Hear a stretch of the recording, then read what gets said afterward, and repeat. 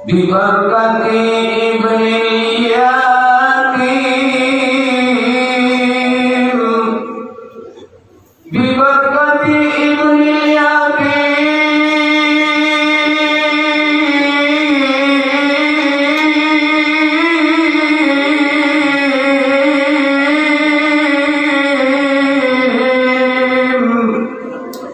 irhamna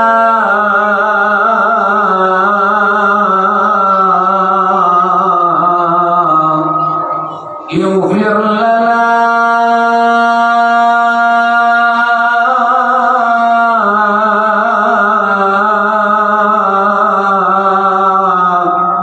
يا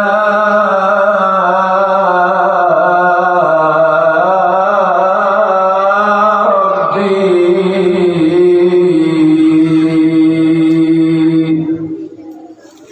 يا رسول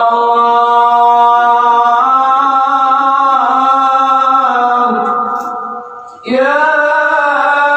حبيب الله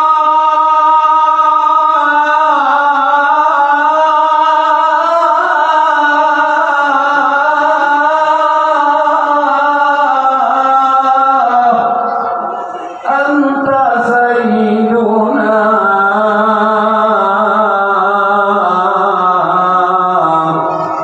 ونحن من أمتك يا رسول الله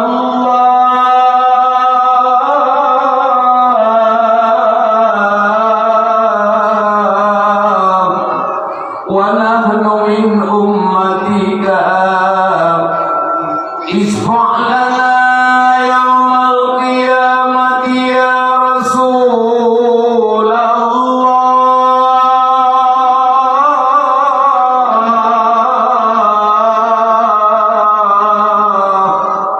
biberkati Ibnil Yatim, isfa' lana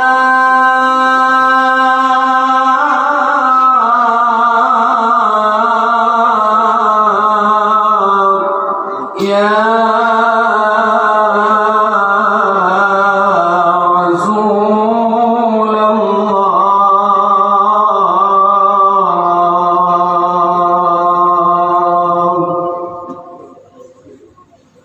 ayah katuja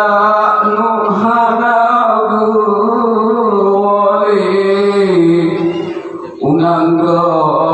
bagi alam yang bakal ayah katuja nuhanagu wali unanggo alam yang bakal tanyaku rubah nubah pemimpin engkau ayah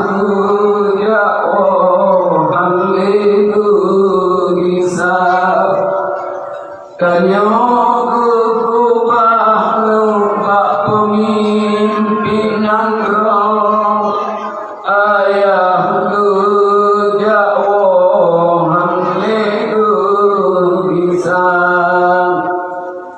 ayah kagja nuhanagu wali unanggo